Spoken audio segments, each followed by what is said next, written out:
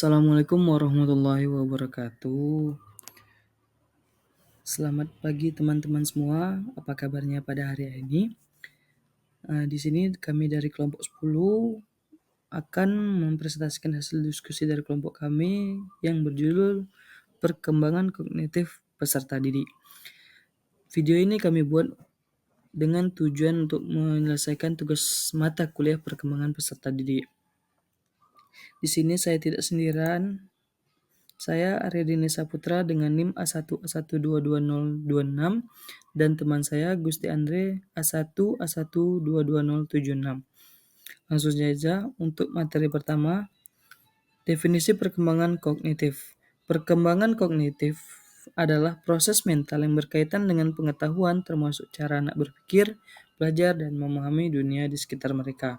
Dengan kata lain, perkembangan kognitif adalah proses perubahan yang terjadi dalam kemampuan berpikir dan pemahaman seseorang tentang dunia. Ini meliputi kemampuan untuk mengolah informasi, membacakan masalah, dan mengetahui sesuatu. Teori Piaget. Jean Piaget membagi perkembangan kognitif menjadi 4 tahap yang menunjukkan bagaimana anak-anak berpikir dan belajar pada usia yang berbeda. Jean Piaget mengklasifikasikan menjadi 4, yaitu pertama, sensori motor yang terjadi pada usia 0 sampai 2 tahun yang ditandai dengan anak berinteraksi dengan lingkungan melalui aktivitas sensoris. Yang kedua itu praoperasional. Ini terjadi pada usia 2 sampai 7 tahun. Anak mulai menyadari benda-benda di sekitarnya dan menggunakan simbol. Yang ketiga, operasional konkret. Operasional konkret ini terjadi pada usia 7 sampai 11 tahun. Anak dapat mengurutkan, mengklasifikasikan, dan memperhatikan aspek-aspek dalam memecahkan masalah. Yang terakhir itu operasional formal. Ini terjadi pada usia 11 tahun ke atas. Anak dapat berpikir secara logis dan abstrak menggunakan pola-pola kognitif yang lebih kompleks. Aspek penting perkembangan kognitif ini mencakup kemampuan mengingat, pengambilan keputusan, dan pemecahan masalah. Selain itu, ada beberapa aspek penting perkembangan kognitif. Yang pertama, aktivitas mental. Aktivitas mental ini adalah perkembangan kognitif melibatkan aktivitas mental seperti perolehan, penataan, dan penggunaan pengetahuan serta pengalaman yang didapat. Yang kedua, tahap perkembangan.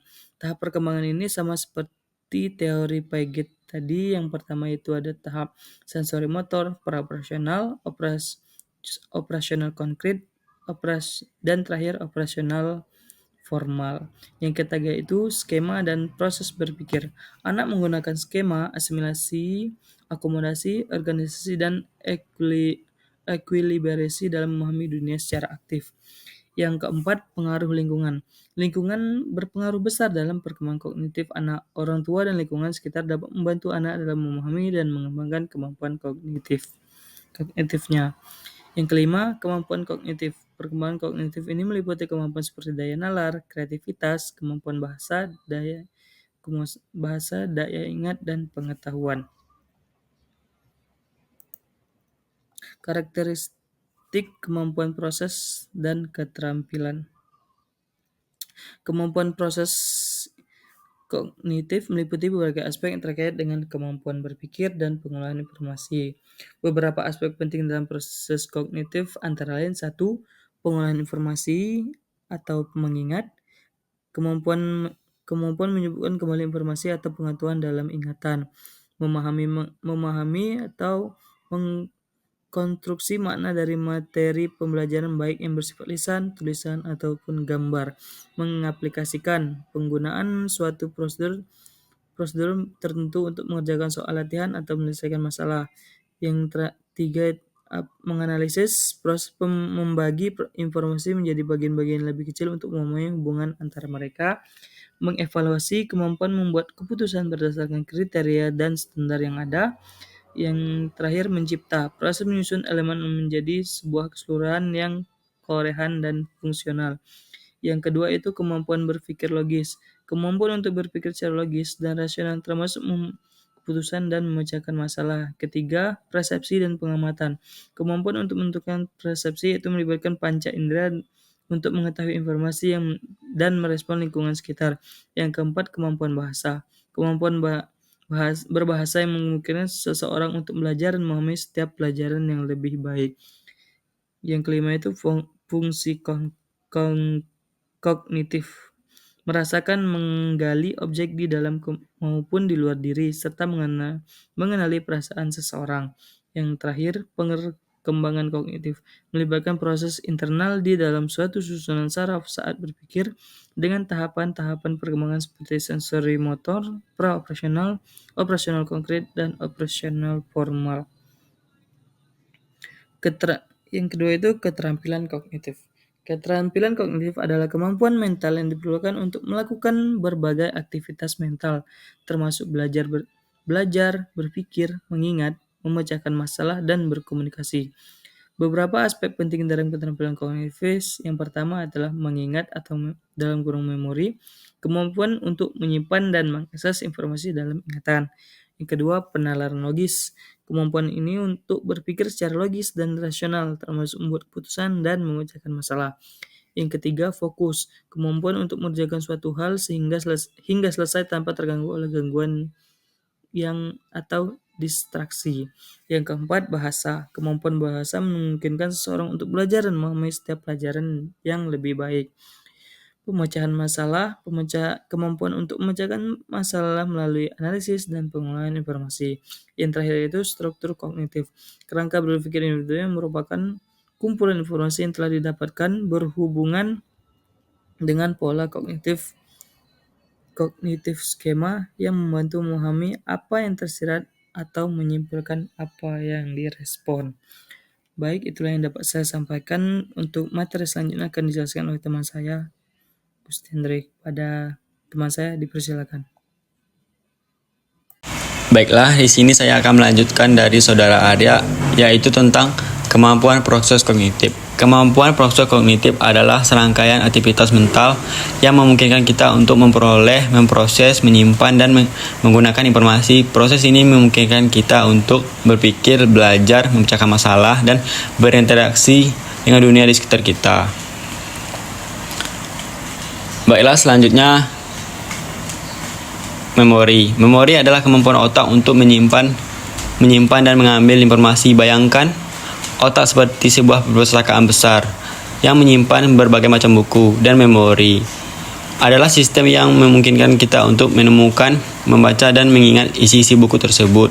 Memori terdiri dari beberapa tahap, yaitu 1. Encoding. Proses mengubah informasi yang diterima dari lingkungan menjadi bentuk yang dapat disimpan di otak.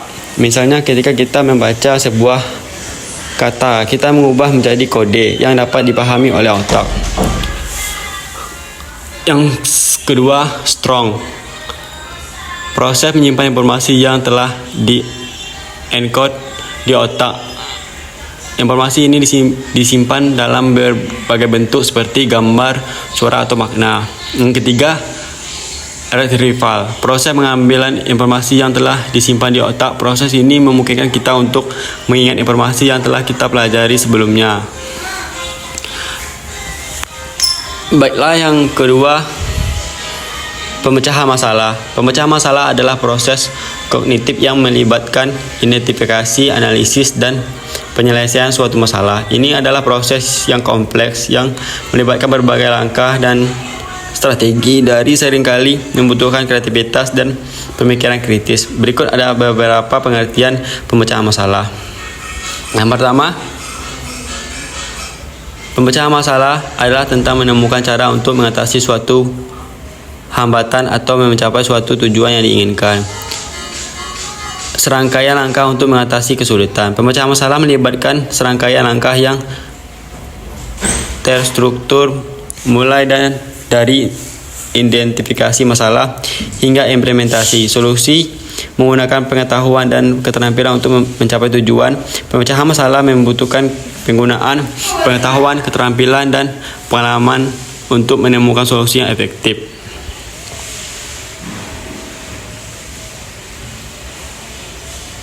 Yang ketiga yaitu pengambilan keputusan. Pengambilan keputusan adalah proses memilih satu pilihan dari beberapa pilihan yang tersedia. Ini adalah proses kognitif yang kompleks yang melibatkan berbagai faktor seperti identifikasi masalah. Langkah pertama dalam mengenali dan mendefinisikan masalah yang membutuhkan keputusan pengumpulan informasi. Setelah masalah diidentifikasi, langkah selanjutnya adalah mengumpulkan informasi yang relevan untuk membantu dalam pengambilan keputusan. Evaluasi. Informasi yang dikumpulkan kemudian digunakan untuk mengevaluasi pilihan yang tersedia dan menentukan konsekuensi dari setiap pilihan. Yang ketiga, pemilihan pilihan. Setelah pilihan dievaluasi, langkah selanjutnya adalah memilih pilihan yang dianggap paling optimal berdasarkan kriteria yang telah ditetapkan. Yang keempat, implementasi keputusan. Keputusan yang telah diambil kemudian diimplementasikan dan hasil dipantau. Yang kelima, evaluasi hasil. Langkah terakhir adalah mengevaluasi dari hasil keputusan yang diambil untuk menentukan apakah keputusan tersebut efektif atau mencapai tujuan yang diinginkan. Baiklah, selanjutnya keterampilan kognitif. Keterampilan kognitif adalah kemampuan mental yang memungkinkan kita untuk berpikir, belajar, memecahkan masalah, dan berinteraksi dengan dunia di sekitar kita. Yang pertama itu analisis. Analisis adalah proses memecah suatu hal yang kompleks menjadi bagian-bagian lebih kecil untuk memahami struktur hubungan dan makna dari keseluruhan. Ini adalah proses sistematis yang melibatkan 1. Identifikasi. Identifikasi mengenali dan mendefinisikan objek atau masalah yang akan dianalisis. Yang kedua, dekomposisi, memecah objek atau masalah menjadi bagian-bagian yang lebih kecil. Ketiga, pemeriksaan, menganalisis setiap bagian secara individual untuk memahami sifat, fungsi, dan hubungannya dengan bagian lain. Yang keempat, interpretasi, menginterpretasikan hasil analisis untuk memahami makna dan implementasi dari keseluruhan. Yang kedua, sintesis. Sintesis adalah proses mental yang melibatkan penggabungan informasi yang berbeda untuk membentuk pemahaman baru atau solusi baru. Ini adalah proses tingkat tinggi yang melibatkan 1. Integrasi, menggabungkan berbagai potongan informasi yang telah terpisah menjadi satu kesatuan yang koheren.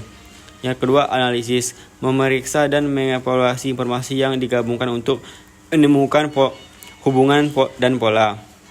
Yang ketiga, kreativitas. Kreativitas menciptakan ide atau solusi baru berdasarkan pemahaman yang terintegrasi. Berikut adalah komponen pengembangan kognitif peserta didik. Komponen utama, keterampilan berpikir kritis, mampu mengevaluasi informasi dan argumen secara logis. 2. Keterampilan kreatif, kemampuan untuk menghasilkan ide-ide baru dan inovatif. 3. Keterampilan metakognitif, kesadaran dan pengendalian terhadap proses berpikir sendiri termasuk perencanaan dan evaluasi. Selanjutnya, pentingnya keterampilan kognitif. Keterampilan kognitif sangat penting dalam kehidupan kita karena mereka memungkinkan kita untuk berinteraksi dengan dunia di sekitar kita, belajar memecahkan masalah dan mencapai tujuan kita. Berikut adalah beberapa alasan mengapa pentingnya keterampilan kognitif. 1. Pembelajaran dan pengembangan memahami informasi. Keterampilan kognitif seperti perhatian, memori, dan penalaran memungkinkan kita untuk memproses dan memahami informasi. Menerapkan pengetahuan. Keterampilan kognitif membantu kita untuk menerapkan pengetahuan yang telah kita pelajari ke situasi baru dan memecahkan masalah.